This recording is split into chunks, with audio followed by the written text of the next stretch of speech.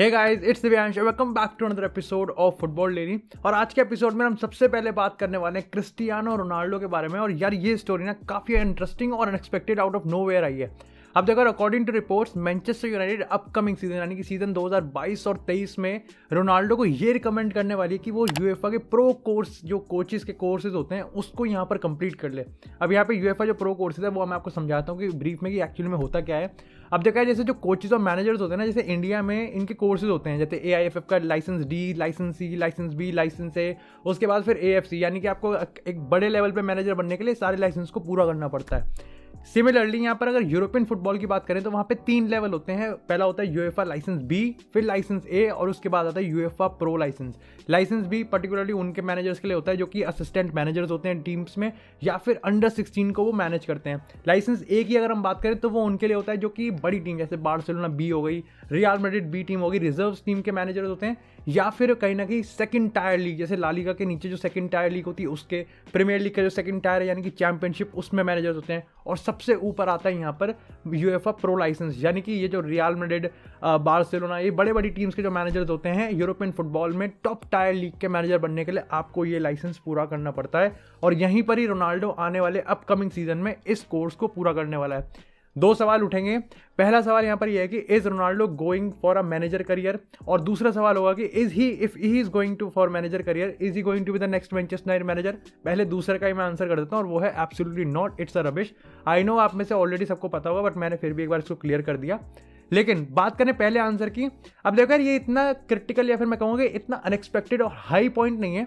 आज के टाइम पे देखो यार, जब भी किसी लेजेंडरी प्लेयर के दिमाग में होता है कि देखो हम मैनेजर बन सकते हैं, तो वो क्या करता है, वो अपने प्लेइंग करियर के एंडिंग डेज में इस चीज़ को निपटा देता है, रादर देन कि वो पहले अपना खेलेगा, उसके बाद 5-6 साल का ब्रेक लेगा और उसके बाद ये सब पूरा करेगा। अब आज के टाइम में ऐसा नहीं है। आप खुद देखो, मॉडर्न फुटबॉल में यार जो लेजेंडरी प्लेयर्स होते हैं, जो मैनेजर्स टर्न होते हैं, वो बहुत जल्दी हो जाते हैं। Steve Gerrard, Patrick Vieira, Xavi Hernandez और बाकी पता नहीं ओले गुनर, कितने सारे ऐसे मैनेजर्स हैं जो कि एकदम प्लेइंग करियर को एंड करके सीधा 1-2 साल के अंदर मैनेजर्स बन चुके हैं।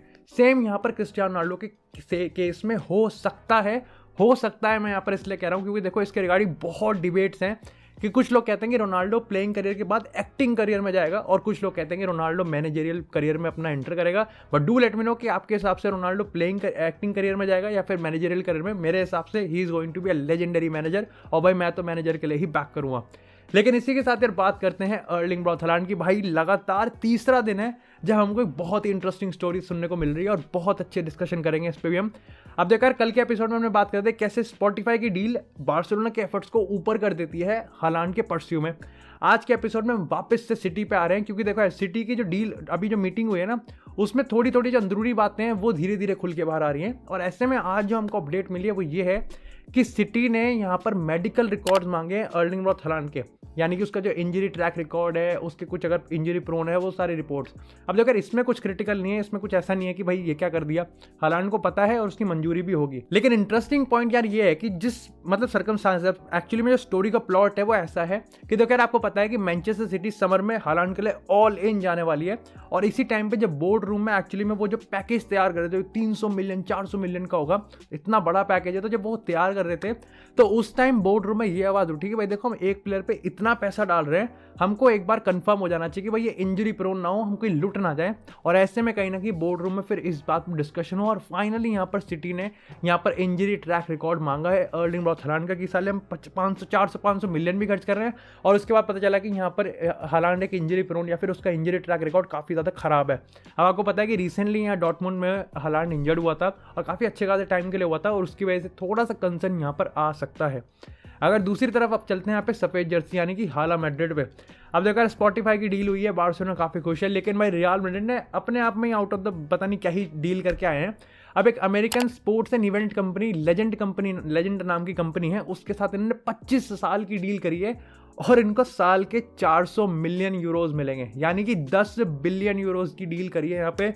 भाई पापा पेरेज एक्चुअली में भाई इसकी बुद्धि खराब हो गई है, क्या कर रहा है भाई ये। Like literally it's no doubt कि Real Madrid I think European football में not one of the best, बल्कि बेस्ट क्लब है अगर हम पैसों के मामले की बात करें। इतना सक्सेसफुली रन क्लब यार एब्सोल्युटली कोई भी नहीं है। और इसमें यार एक्चुअली में सरप्राइजिंग भी नहीं है, जब हालैंड की बात कर रहे हैं, एम्बापे की बात कर रहे हैं, बहुत बड़े बड़े प्लेयर्स की हम बात कर रहे हैं, तो क्यों रियल मैड्रिड ऑटोमेटिकली अपने आप को नंबर 1 की रैंक पे बिठा देती है।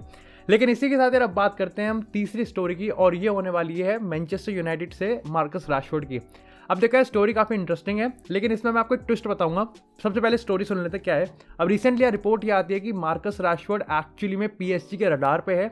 अब सीन यहाँ पर यह है कि देखो सबको पता है कि लास्ट समर जब रियल मैड्रिड ने एम्बापे के लिए 200 मिलियन का ऑफर दिया था, तो पीएसजी का एक बार तो जी ललचाया था कि चलो भाई 200 का एक्सेप्ट कर लेते हैं, और उन्होंने तब कुछ नाम निकाले थे यहाँ पे शॉर्टलिस्ट के, और सबसे ऊपर नाम था मार्कस रैशफोर्ड का। उस टाइम ये रिपोर्ट भी किया था कि मार्कस रैशफोर्ड को उन्होंने कंसल्ट किया है and he is actually interested कि वो ठीक है पीएसजी में खेल सकता है, लेकिन इवेंचुअली यहाँ पर एट दी एंड होता ये है कि पीएसजी सोचते कि नहीं एम्बापे को कन्विंस करेंगे, और वो यहाँ पर 200 मिलियन का ठुकरा देती है।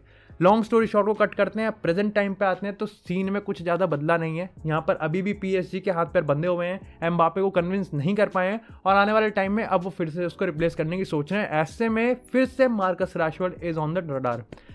अब देखो सीन मैं बताता हूँ, देखो सच है ये कि उन्होंने शॉर्ट लिस्ट में था, उसमें मार्कस रैशफोर्ड का नाम था। ये सब हुआ होगा, कोई इंटरेस्टेड उसका एक प्लेयर होगा जिसमें वो खेलने के लिए इंटरेस्टेड था। लेकिन इसमें एक ट्विस्ट है, और ट्विस्ट ये है कि उसकी शॉर्ट लिस्ट पे टॉप प्रायोरिटी, यानी कि जिसको एक्चुअली में वो चाहते थे वो मार्कस रैशफोर्ड नहीं था, बल्कि विनीसियस जूनियर था, जिसको वो चाहते थे कि वो एम्बापे से रिप्लेस करें। लाइक फियोरेंटीना पेरेज इतने जूते मारेगा ना इनके मुंह पे भाई। अब एक जोक्स अपार्ट में बताया था यार, विनीसियस जूनियर ना ही सिर्फ 1 साल 2 साल, बल्कि आने वाले 7 8 10 साल के लिए यहाँ पर डेफिनेटली अनटचेबल है रियल मैड्रिड के करंट प्लान्स में। अब कुछ मतलब कुछ वही हो जाए, अनएक्सपेक्टेड हो जाए, तो उसमें क्या ही कर सकते हैं। लेकिन अभी के लिए एम्बापे या फिर जस्ट मे बी अगर अर्लिंग ब्रॉट हालैंड की हम बात करें तो उनके अलॉन्ग साइड विनीसियस जूनियर एक ऐसा वैल्यू होने वाला है, एक फेस वैल्यू होगा, फेस ब्रांड होगा रियल मैड्रिड का, और वो अनटचेबल है हर एक एंगल से। बात करते हैं रैशफोर्ड के पर्सपेक्टिव से। देखो यार यस, रैशफोर्ड का बहुत गंदा सीजन जा रहा है, और हम डिनाई नहीं कर सकते कि रैशफोर्ड ठीक है, थोड़ा सा तो देखो वो रूमर्स आएंगे कि यहाँ पर वो जा सकता है, लेकिन आपको एक चीज़ समझनी पड़ेगी, और इसमें मैं अपने पर्सनल ओपिनियन में घुसेड़ दूंगा। वो यार यहाँ पर ये चीज़ है कि जब हम मैनचेस्टर यूनाइटेड के पर्सपेक्टिव से बात करते हैं ना, तो ये देखो हमें मानना पड़ेगा कि थोड़ा बायस तो है। देखो ये अपने एकेडमी प्रोडक्ट्स को लेके, प्लस अगर वो इंग्लिश नेशनल के हैं तो भाई माशाल्लाह ही हो जाता है। जैसे हम रैशफोर्ड की बात करें, ग्रीनवुड की बात करें, उसके बाद अगर हम यहाँ पर मैगवायर की बात करें, हम यहाँ पर लूक शॉ की बात करें, बिसाका की बात करें, सारी प्लेयर्स कहीं ना कहीं कुछ ऐसे हैं, मतलब ठीक है सारी एकेडमी प्रोडक्ट्स नहीं है, बट स्टिल जो इंग्लिश नेशनल की तरफ थोड़ा सा इनका जो बल्ज होता है ना, वो काफ़ी ज़्यादा बायस्ड होता है, और इसी का हम देखते हुए यार भुगत भी रहे हैं। लेकिन अगर दूसरी तरफ मैं थोड़ा कंजर्वेटिव साइड पे आऊँ तो देखा अपन को ये भी मानना पड़ेगा कि मार्कस रैशफोर्ड का एक सीज़न खराब गया है, वो भी ठीक है, मान रहा हूँ कि बहुत खराब गया, बट इतना भी नहीं कि उसको लिटरली इमरजेंसी टाइम पे सेल करना पड़े। हाँ ये होता है कि अगर किसी स्ट्रिक्ट क्लब के अंडर होता तो डेफिनेटली इस पर प्रेशर बहुत ज़्यादा होता, जो कि देखो मैं हर पॉडकास्ट में हर स्ट्रीम में कहता हुए आ रहा हूँ कि बहुत सारे प्रिविलेजेस दे रखे हैं मैनचेस्टर यूनाइटेड के प्लेयर्स को, और वो कहीं ना कहीं अब ये तभी इतनी लड़ाई हो रही है, तभी रोनाल्डो के साथ इनके भिड़ रहे हैं, तभी रांगनिक के साथ ये भिड़ रहे हैं, क्योंकि अभी तक इनको किसी ने झाड़ा नहीं था ना, अभी तक किसी ने सीधा नहीं करा था, अब सीधा कर रहे हैं तो अब इनके चुल मच रही है। ये कहीं ना कहीं यहाँ पर कल्चरल चेंज लाना पड़ेगा उस यूनाइटेड के ड्रेसिंग रूम में। पीएसजी के बाद यार क्या सरप्राइज है, पीएसजी देखो एम्बापे को रिप्लेस करना है उन्हें, तो वो डेफिनेटली बड़े से बड़े प्लेयर को यहाँ पे क्या कहते हैं हंट करेंगे, और ऑफ कोर्स उसमें अर्लिंग ब्रॉट हालैंड का नाम भी होगा। लेकिन इसी के साथ यार बात करते हैं अपनी लास्ट स्टोरी की, और वो होने वाली है एल्वारो मोराटा की। अब देखो यार दिन कम है और काम बहुत ज़्यादा है। यस यहाँ पे आडामा ट्राओरे लिया है, लेकिन देखो आपको मानना पड़ेगा कि प्रायोरिटी तो देखो एक स्ट्राइकर ही और मोराटा है, मतलब प्रायोरिटी बहुत सारी है, लेकिन शॉर्ट टर्म में तो देखो मोराटा ही है जो कि अभी उनको रियलिस्टिकली सॉल्व कर सकता है। ओबामेयांग भी ठीक है, थोड़ा थोड़ा साइड में आ रहा है, लेकिन मोराटा की अगर बात करें तो यार ये डील अब बहुत ज़्यादा कॉम्प्लिकेटेड है, और कॉम्प्लिकेटेड से मेरा मतलब है कि एट दी एंड ये डील टूट सकती है और इसके कोलैप्स हो जाएगी। अब वो इसलिए क्योंकि यार देखो 2 लेवल हैं, एक छोटा सा लेवल और एक बड़ा लेवल। छोटा सा लेवल यूवेंटस की हम बात करें तो वो तब तक बीच में अड़ रही थी जब तक उन्होंने लाहोविच की साइन नहीं करी। अब उन्होंने लाहोविच को साइन कर लिया तो वो साइड हो गया, उनकी तरफ से ग्रीन सिग्नल है। लेकिन जो सबसे बड़ा हर्डल है वो है यहाँ पे खुद एथलेटिको मैड्रिड, जो कि पेरेंट क्लब है मोराटा का, जिसके पास उसके राइट्स हैं।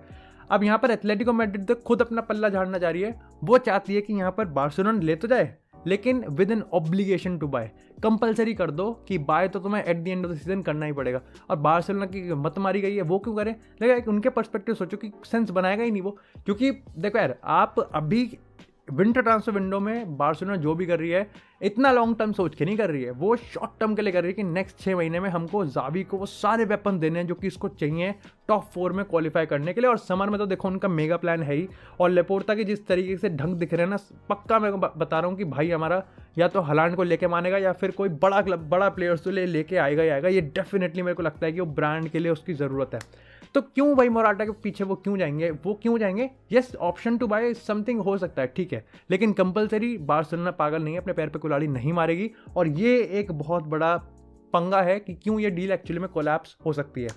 लेकिन इसमें एक छोटा सा इंटरेस्टिंग ट्विस्ट ये भी है कि मोराटा शायद से एक्चुअली में अगर बार्सिलोना वाली डील कोलैप्स हो गई तो वो यहाँ पर प्रीमियर लीग रिटर्न कर सकता है विद 2 क्लब्स, अगेन टॉटनहम और दूसरा है यहाँ पर न्यूकासल। सारी सिचुएशंस में एक सिचुएशन खुद भाई मोराटा की भी है, क्योंकि उसके पर्सपेक्टिव से अब यूवेंटस में उसका गेम टाइम बिल्कुल ही कम हो जाएगा और वो वैसे भी खुश नहीं था। और बार्सिलोना यस उसका मतलब एक तरीके से कह सकते हो कि उसका अभी के लिए तो ड्रीम मूव है, बट स्टिल बार्सिलोना अगर नहीं मिला तो उसको देखो खेलना तो है ही, और ऐसे में वो 6 महीने के लिए कहीं और भी जा सकता है। And this is going to be very very interesting आने वाले टाइम में। So that's it for this episode. हाँ भाई, लुइस डियाज के पे मैंने ऑलरेडी शॉर्ट एक रिकॉर्ड कर दिया है, तो वो मैं इसके बाद डालूंगा, इसलिए मैंने उसको एपिसोड में इंक्लूड नहीं किया है। तो ये मत कहना कि मैंने उसको स्टोरी को कवर नहीं किया, उस स्टोरी को कवर किया। और यही यार एक रीजन है कि मैं क्यों शॉर्ट्स डाल रहा हूँ, क्योंकि मैं एक एपिसोड में सारी चीज़ों को इंक्लूड नहीं कर सकता। पहले डालता था मैं 27-28 मिनट के, लेकिन अब मैंने उनको घटा के 12-13 मिनट के कर दिया है, तो जिससे मैं यहाँ पर चैनल पे 3 से 4 शॉर्ट्स भी डाल सकूँ।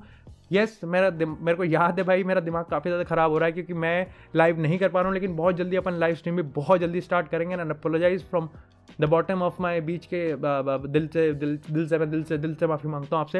तो thank you so much for watching this episode. I hope आपको एपिसोड पसंद है। एपिसोड को लाइक करें, चैनल को सब्सक्राइब करें। आपको इसी तरह फुटबॉल से रिलेटेड एक्सक्लूसिव कंटेंट इस चैनल पर मिलता रहेगा। तब तक के लिए स्टे ट्यून्ड, स्टे सेफ।